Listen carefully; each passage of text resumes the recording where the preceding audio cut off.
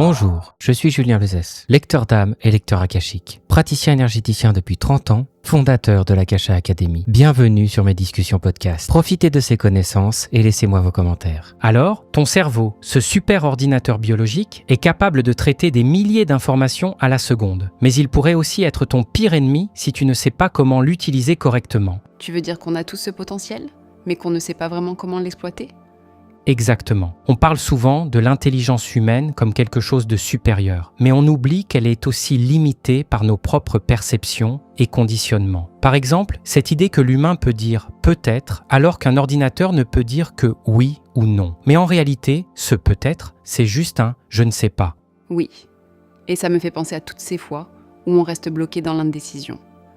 Ce fameux « peut-être », c'est comme une pause mentale, un moment où on ne sait pas quoi faire. Mais est-ce que ça ne pourrait pas aussi être une force, cette capacité à ne pas se précipiter ?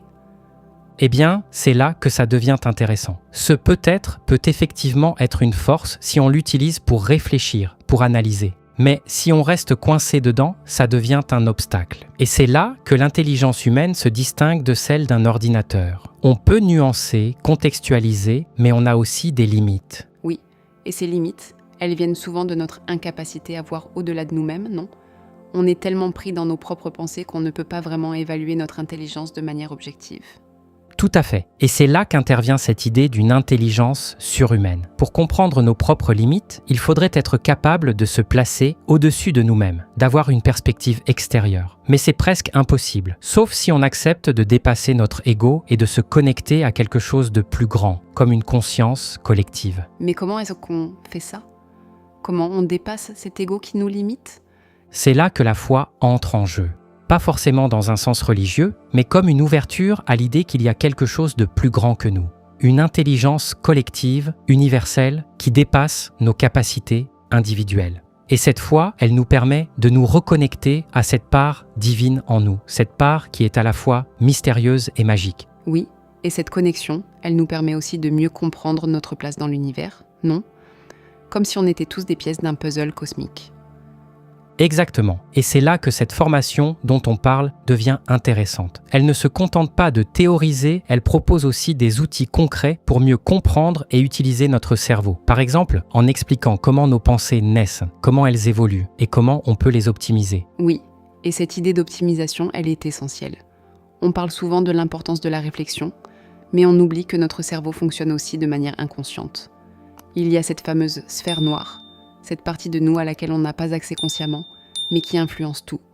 Et cette sphère noire, c'est un peu comme une base de données interne. Elle contient tout ce qu'on a appris, tout ce qu'on sait, mais de manière automatique. Par exemple, quand on parle, on ne réfléchit pas à chaque mot qu'on utilise. C'est cette sphère qui fait le travail. Oui, mais ce qui est intéressant, c'est que cette sphère noire évolue en permanence. Elle se nourrit de nos pensées conscientes, de nos expériences. Plus on réfléchit à quelque chose, plus on l'intègre dans cette sphère.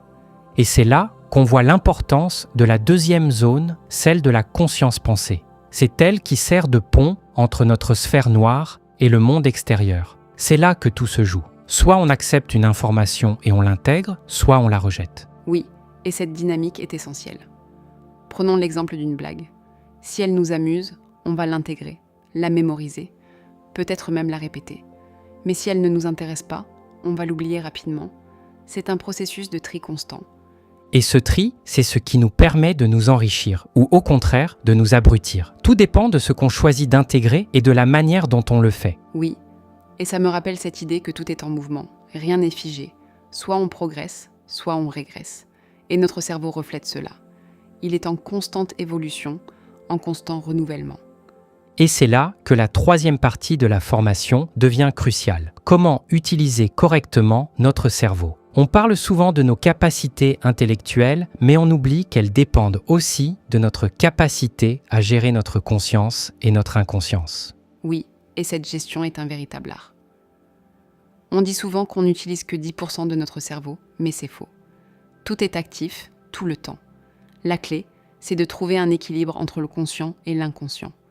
Et cet équilibre, c'est un peu comme un jardin. On plante des graines consciemment, mais c'est notre inconscient qui les fait germer. Si on est trop dans le contrôle, on étouffe nos graines. Si on est trop négligent, on n'en plante pas assez. Et c'est là qu'on voit l'importance de la concentration. Pas une concentration excessive, mais une concentration juste, équilibrée. C'est ce qui nous permet de progresser, d'apprendre, de nous développer. Oui, et cette idée de progression est essentielle. Chaque nouvelle pensée, chaque nouvelle idée, c'est une graine qu'on plante. Et plus on cultive notre jardin intérieur, plus on devient capable de générer de nouvelles pensées, de nouvelles actions. C'est un processus fascinant. Et ce qui est beau, c'est que tout cela est à la portée de chacun. Il suffit d'en prendre conscience, de s'ouvrir à ses idées et de commencer à les appliquer dans sa vie quotidienne. Absolument. Et en conclusion, je dirais que cette formation nous rappelle une chose essentielle. Notre intelligence est un outil, mais c'est à nous de l'utiliser correctement. En équilibrant le raisonnement et l'instinct, en cultivant notre conscience et notre inconscience, on peut vraiment optimiser notre potentiel. Oui, et surtout, on peut se reconnecter à cette part de nous qui dépasse notre compréhension, cette part divine, collective, universelle. C'est un voyage intérieur, mais aussi une ouverture vers l'extérieur. Et c'est un voyage qui vaut vraiment la peine d'être entrepris. C'est le genre de sujet qui te donne envie d'explorer, de découvrir, de grandir. Et je suis sûre que nos auditeurs ressentent la même chose. Eh bien, c'est tout pour aujourd'hui. Merci à toi pour cette discussion passionnante et merci à vous de nous avoir écoutés. À très bientôt. À très bientôt. Prenez soin de vous et de votre intelligence. Si ce genre de sujet vous intéresse, je vous invite à rejoindre ma communauté privée, Le Refuge. Elle est totalement gratuite. Vous avez le lien dans la description.